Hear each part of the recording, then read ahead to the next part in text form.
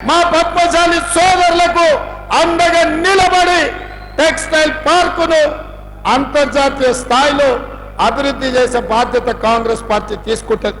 ఇదే కాదు మిత్రులారా, మిత్రుడు రాజేందర్ ఒక మాట చెప్పిండు, అన్నా మీ మాట మీద మేము గెలిచినాం, ఇవాళ ఈ వరంగల్ మొత్తం ఎక్కువ చిన్న సముద్రంలాగా మారిపోతుంది వానలు వస్తే. నయం కాల్వ గురించి కాదు నేను చెప్పేది, ఈ వరంగల్ పట్టణానికి 100% అండర్ గ్రౌండ్ డ్రైనేజ్ నియమించే బాధ్యత. వరంగల్ అంటే పేరుకే స్మార్ట్ సిటీ కాదు, చూడడానికి చెప్పుకోవడానికి అంతర్జాతీయ స్థాయిలో పెట్టుబడులు వచ్చినప్పుడు ఒక అందమైన నగరంగా, చారిత్రాత్మకమైన నగరంగా, 1000 స్తంభాల గుడిలతో పాటు కాకతీయ సామ్రాజ్యంలో నిర్మించిన గొప్ప గొప్ప చారిత్రాత్మకమైన కట్టడాలకు పేరు తెచ్చే విధంగా, వన్నె వచ్చే విధంగా వరంగల్ పట్టణాన్ని అభివృద్ధి చేస్తాం.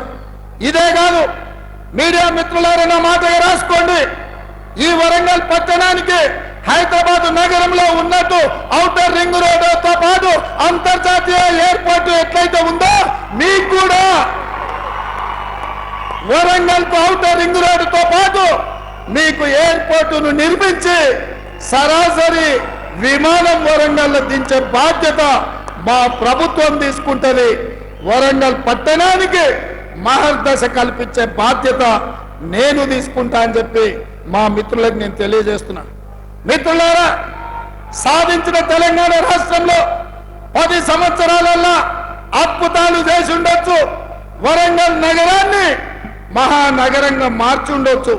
కానీ ఒక చెత్త, ఒక మురికి కూపంగా మీ వరంగల్ కు పట్టిన పెద్ద సమస్య మీ చెత్త. చెత్త ఎత్తే దిక్కులేని ప్రభుత్వం గత 10 సంవత్సరాలు ఉండే.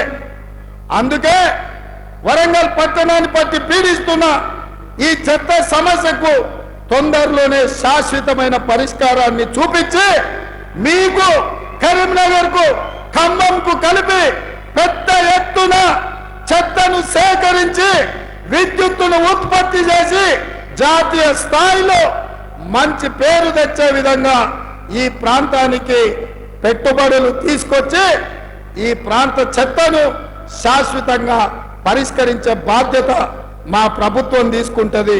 ఆ శాఖ కూడా, మున్సిపల్ శాఖ కూడా నా దగ్గరనే ఉంది. ఎవరికో మంత్రి కూడా చెప్పాల్సిన పని లేదు. నేనే స్వయంగా వచ్చి వరంగల్లో కూర్చొని ఈ వరంగల్ యొక్క సమస్యను పరిష్కరించే బాధ్యత నేను తీసుకుంటా.